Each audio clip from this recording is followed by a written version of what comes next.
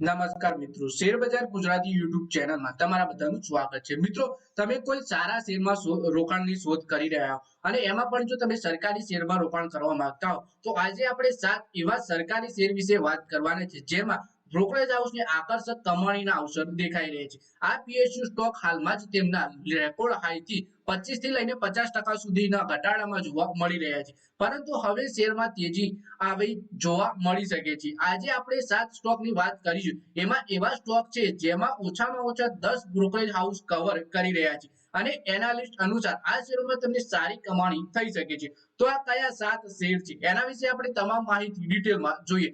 આ વિડીયોને તમે પૂરેપૂરો જોજો, જેથી કરીને જો તમે આ શેરોમાં રોકાણ કરવાનું વિચારી રહ્યા હો તો તમને આ શેર વિશેની માહિતી મળી રહે. પણ રોકાણ કરતા પહેલા તમારા ફાઇનાન્શિયલ એડવાઇઝર જોડે આ શેર વિશેની માહિતી મેળવી લેવી જોઈએ. સૌથી પહેલા શેર વિશે વાત કરીએ મિત્રો, તો એ છે આરઈસી નો. પાવર સેક્ટર ફાઇનાન્સિંગ પ્રદાન કરતી આરઈસી ના શેર આરઈસી આ લિસ્ટમાં સૌથી પ્રથમ આવે છે. નિફ્ટી પીએસસી ઇન્ડેક્સમાં જેટલા પણ શેર સામે છે તેમાં બ્રોકરેજને સૌથી વધારે આ સ્ટોકમાં લગભગ 30% તેજીનું અનુમાન વ્યક્ત કર્યું છે. તમામ 10 એનાલિસ્ટે આ શેરને બાય રેટિંગ આપ્યું છે. સૌથી વધારે ટાર્ગેટ પ્રાઇસની વાત કરીએ તો ડીએએમ કેપિટલે 755 રૂપિયા ટાર્ગેટ આપ્યો છે. અન્ય બ્રોકરેજ ફર્મ બર્નસ્ટીને ગયા સપ્તાહે જણાવ્યું હતું કે આરઈસી અને પીએફસી હાલમાં જ જોવા મળતો ઘટાડો ત્યારે ખરીદી કરવાનો સારો મોકો જણાવે છે. એટલે કે 10 બ્રોકરેજે આરઈસી ના શેરમાં ખરીદીની સલાહ આપી છે 755 રૂપિયાના ટાર્ગેટ સાથે.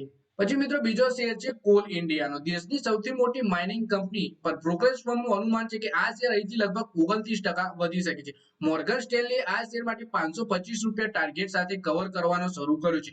બ્રોકરેજે કહ્યું વીજળીની માંગ આગામી થોડા સમયમાં મજબૂત જણાઈ રહી છે અને તેના કારણે કોલ ઇન્ડિયાનું વેચાણ અને કમાણીને સપોર્ટ મળતો રહેશે. આમ પણ આ શેર પોતાના હાઈથી લગભગ 25% તૂટી ચૂક્યો છે, જેથી તેનું વેલ્યુએશન આકર્ષક થઈ ગયું છે. પછી મિત્રો ત્રીજો શેર છે ઓઇલ ઇન્ડિયાનો. તો આ શેર પર તેના તાજેતરના હાઈથી લગભગ 35% તૂટી ગયો છે. બ્રોકરેજ ફર્મ આ શેર પર લગભગ 27% ની તેજીનું અનુમાન જોવા મળી રહ્યું છે. કુલ 20 એનાલિસ્ટ હાલ આ શેર કવર કરી રહ્યા છે, જેમાંથી 16 તેને બાય રેટિંગ આપી છે.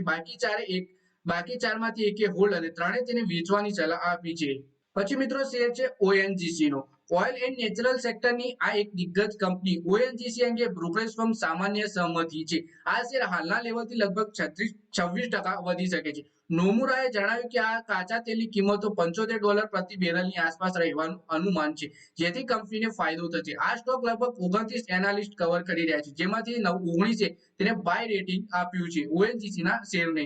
પછી મિત્રો એનટીપીસી નો શેર છે. વીજળી બનાવતી દેશની સૌથી મોટી કંપની એનટીપીસી ની એક સબસિડિયરી ફર્મ એનટીપીસી ગ્રીન એનર્જીનું ગયા સપ્તાહે જ લિસ્ટિંગ થયું, જેના કારણે આ શેર ફોકસમાં છે. બ્રોકરેજ ફર્મે સરેરાશમાં આ શેરમાં 22% ની તેજીનું અનુમાન વ્યક્ત કર્યું છે. જેફરીઝે તેના ભાવ 500 રૂપિયા સુધી જવાનું અનુમાન દર્શાવ્યું છે. લગભગ 25 એનાલિસ્ટ આ શેરને કવર કરી રહ્યા છે, જેમાંથી 20 તેને બાય રેટિંગ આપ્યું છે એનટીપીસી ના શેરને. પછી મિત્રો શેર છે ગેલ. આ શેરની પ્રાઇસ તેના 246 રૂપિયાના હાઈથી ઘટી 200 રૂપિયાની નીચે ચાલી ગઈ છે. આ ઘટાડા બાદ બ્રોકરેજ ફર્મે તેમાં સરેરાશ 22% ની તેજીનું અનુમાન વ્યક્ત કર્યું છે. હાલ શેર 37 એનાલિસ્ટ કવર કરી રહ્યા છે, જેમાંથી 25 તેને બાય રેટિંગ આપે છે, 6 એનાલિસ્ટ હોલ્ડ કરવાની અને 6 તેને વેચવાની સલાહ આપે છે ગેલના શેરને. પછી મિત્રો શેર છે ઇન્ડિયન ઓઇલ કોર્પોરેશનનું. આ દેશની સૌથી મોટી ઓઇલ રિફાઇનરી કંપની છે. આ શેર 196 રૂપિયાના હાઈથી ઘટી 150 રૂપિયાથી પણ નીચે ચાલ્યા ગયા છે. બ્રોકરેજ આ શેરમાં સરેરાશ 21% ની તેજીનું અનુમાન વ્યક્ત કરે છે. કુલ 34 એનાલિસ્ટ આ સ્ટોકને કવર કરી રહ્યા છે, જેમાંથી 15 તેને ખરીદવાની સલાહ આપે છે, 8 તેને હોલ્ડ કરવાની અને 11 સ્ટોક વેચવાની સલાહ આપી રહ્યા છે.